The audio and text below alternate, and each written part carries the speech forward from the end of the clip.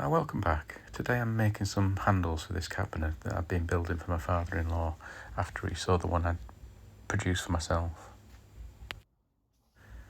I'm going to use a similar but slightly darker piece of wood, some sapele, to make the handles for this cabinet. It should stand out but not be too contrasting. After taking it to the bandsaw and cutting the shape, I'm sanding the part that will attach to the wood flat, and I'm using this piece of melamine board to check flatness as I'm going. I'm taking my time here and checking it regularly.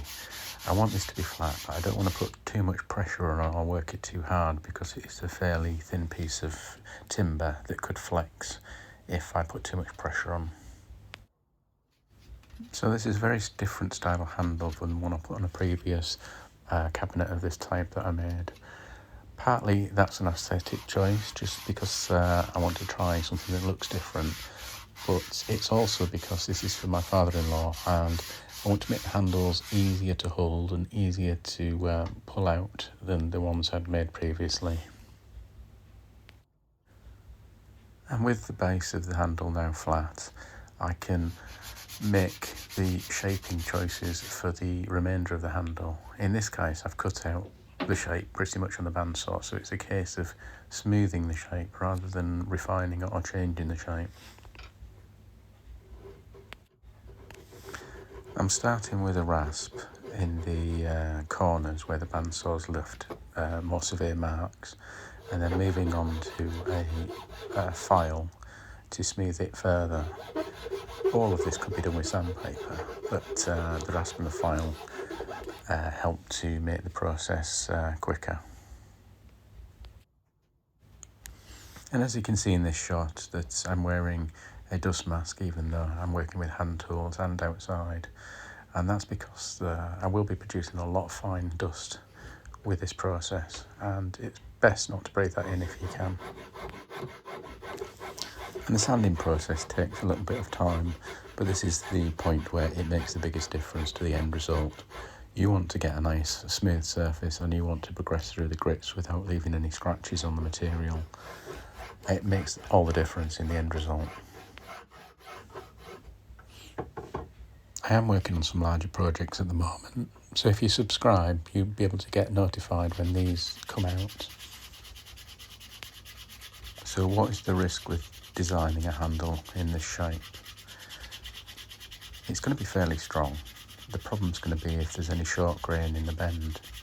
I did choose a piece of wood that had a natural curve in the grain to try and follow the shape of the handle, but even so there might be parts of it where there's going to be some short grain. I'll have to consider that as I'm attaching it to the box. Making handles like this is a really good use of scrapwood.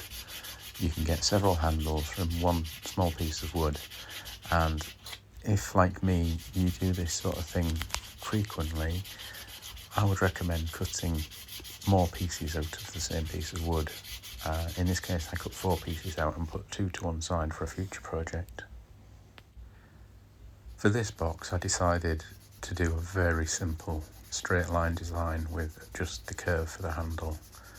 There's very little to this design, but obviously you can design these handles to be almost any shape you want, and the better you are with the rasp and the files, the more you can shape it to an unusual curve or put some unusual designs on it.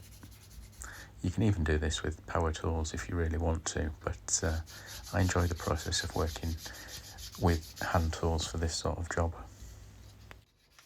I'm curious to know what you would do. If you're building a little cabinet, would you make handles for it yourself, or would you buy something in to attach? It's always interesting to find out how other people would tackle the same sort of job. Now, I have taken my time with the sanding process here. I do want the end result to be as good as it can be. I hope you can see in this shot the difference between the before and after. It shouldn't take too long to get the second one completed now.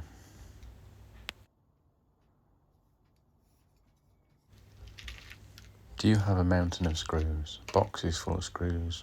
Bottles full of screws? I do. I try and keep them separated into categories, but it still takes a little bit of time to dig through them and find the ones I want. But most of these screws are from other projects or things I've dismantled in the past, and they're invaluable in finding what you need for a project. So it might take a few minutes, but I'll sort through these and I should have enough to put these handles on. I've narrowed it down to 4 or 5 different types of screw that might work for this project, and I'm going to hold it up to the material thickness to see which one's going to work best. I want it to go all the way through the main piece of timber and about halfway into the handle itself. So I'm only going to have about 3 to 4 millimeters into the handle. That's about 1/8 of an inch for Americans. Is that enough? Probably not. So I'm going to be gluing this as well as screwing it. I'm using a piece of the same timber to give me a spacing for the handle. This means that the handle width and the gap to the top will be identical. Does that make a difference in the end result? I don't know. It's just a choice I decided to make in this case. I think it's going to be the glue that does most of the holding of this handle to the wood. But the screws are going to act as the clamps, holding it in place while it dries. So I'm going to use 2 on each side of the handle to hold it in place. Now, something I've noticed with projects is that it's very easy to spot small errors, even at a distance, when you've completed the project. So I am really taking my time here to be careful to mark up the handles to be centred and to be equal distance for both handles on both drawers. If I don't do this, and if I just guess the centre, I will be able to notice it in the end result, even if other people don't. So I've used a drill bit here that is fractionally larger than the screw because I want the screw to pass through this first piece of wood without gripping on the sides at all. I'll change the bit to then do the pilot hole for the handles.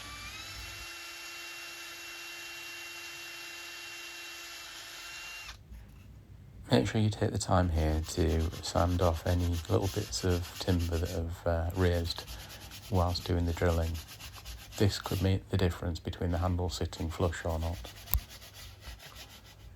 Because I've already built the box, I can't use a drill to do the countersink. So here I'm using a screwdriver with a flexible end to do the countersinking. So I'm obviously going to have to use the same sort of process when I put the screws in because I don't want them showing from the front. So I will have to go in from the back with this same sort of screwdriver. So I'm installing the screws and using the tips of the screws protruding through to mark the position on the handle where I need to drill the holes.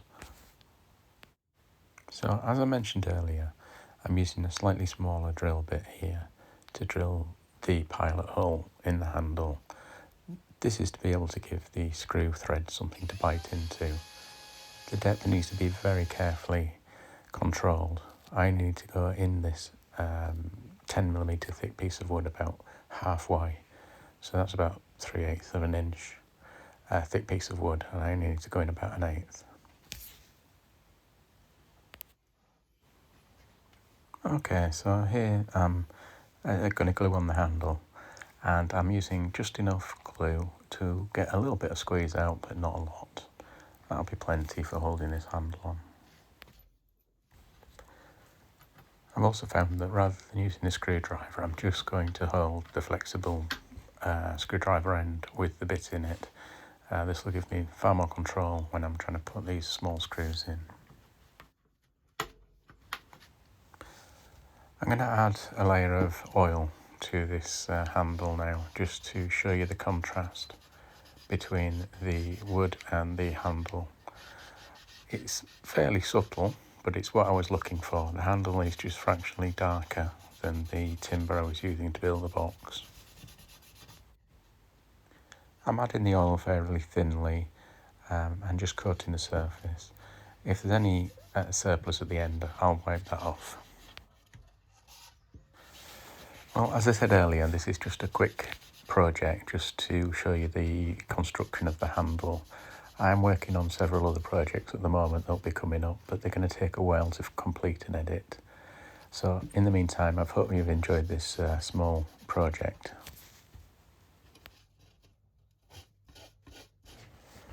So I'm really pleased with the way these handles have turned out. They're exactly what I wanted for this project.